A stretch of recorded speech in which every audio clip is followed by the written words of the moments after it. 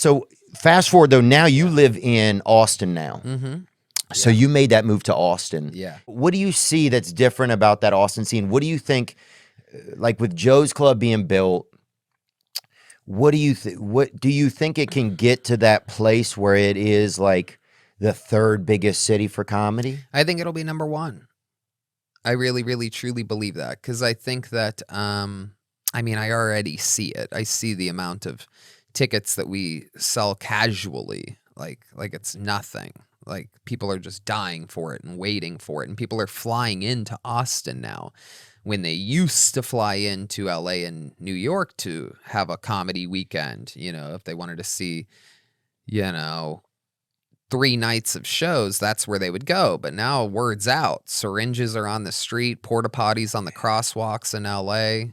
You know about that? They just started putting porta potties at the big crosswalks. No. Yeah. So like you want to cross Hollywood and Vine, there's a porta potty there right next to the button to cross the street. Dang. And it ain't clean. Here's my other theory. But is there enough comedians? Will there be enough? That's my question. We're Because you've had already- guys like Tim Dillon that have gone there and left. Yeah. Fahim Anwar he's that has there. gone there. Tim's and there. left. He's just waiting for Joe's Club to be full time. Tim has more property in Austin than anybody. He talks a lot of shit, but he's like buying it up. Really? Oh yeah, dude, he gets it. Tim's out here killing it.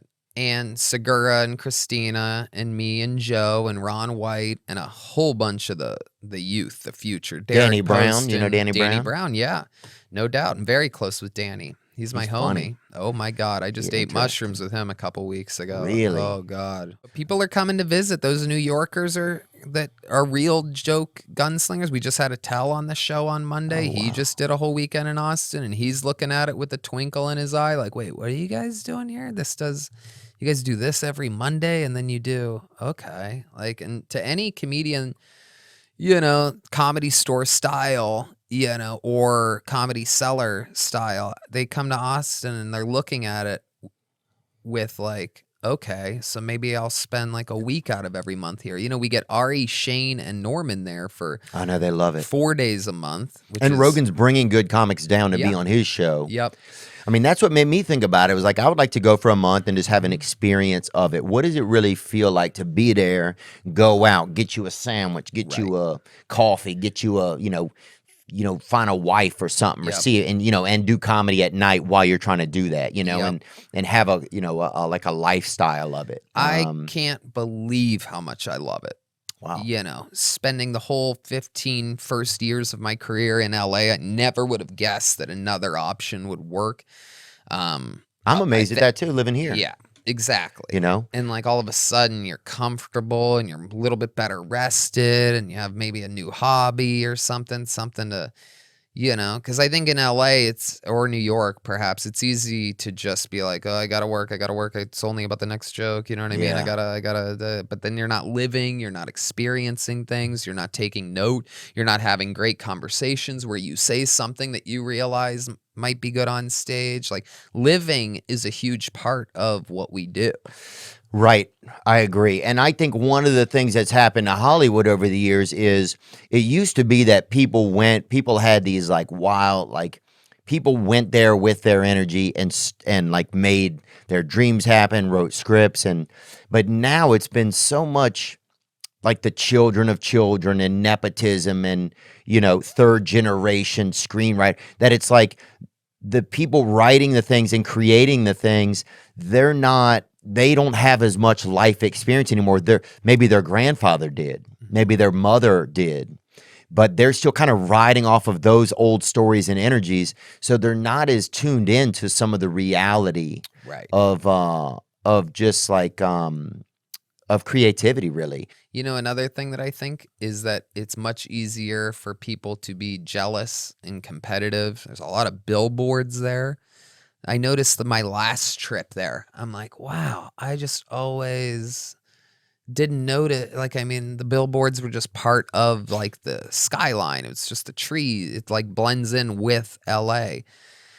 And as I'm looking up there, I'm realizing, oh my God, that show looks like crap. That show looks like crap. That movie it tells its whole script right there in the billboard. Like, and I'm judging these billboards, and I realize like, this whole place does that to people.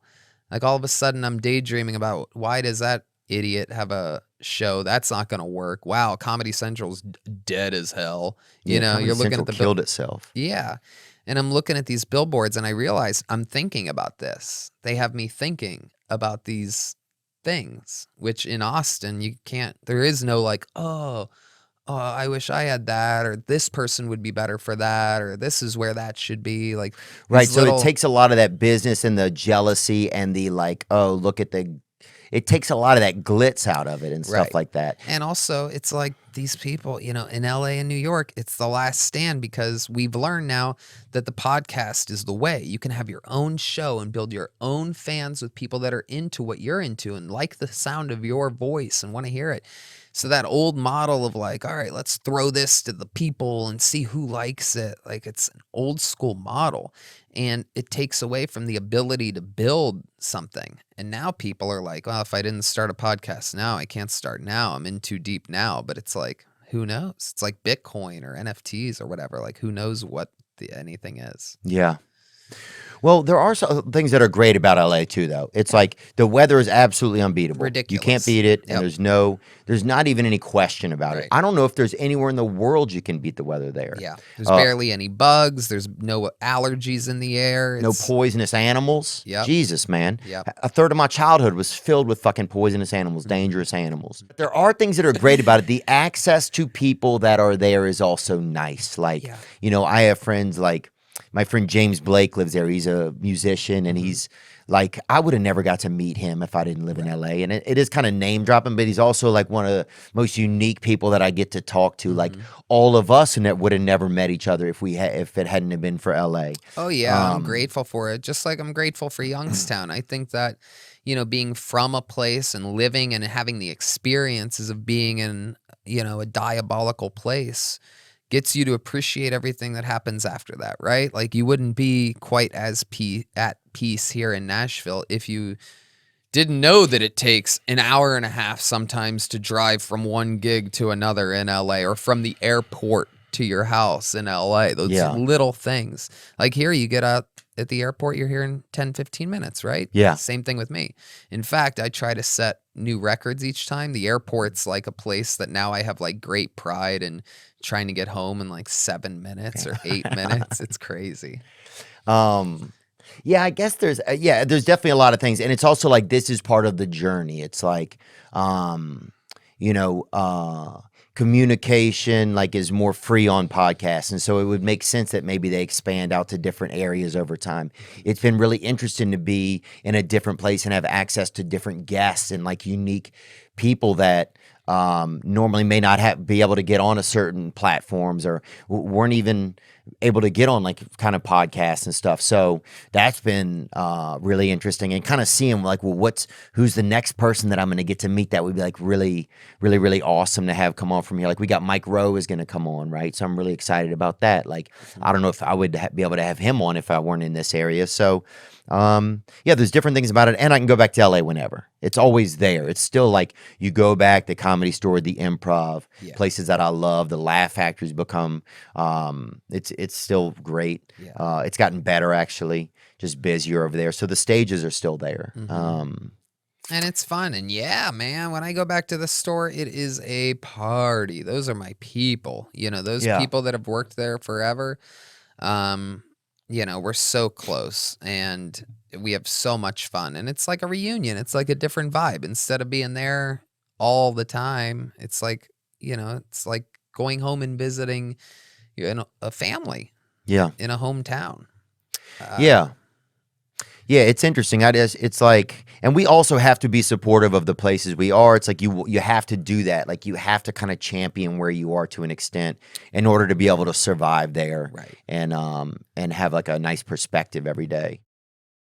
Hope you enjoyed that video, and you can watch another, and you can watch this one. You can watch this one. Different options, different choices. Some guy just brings you one option, not this guy. 2 options. Watch one. This one or this one.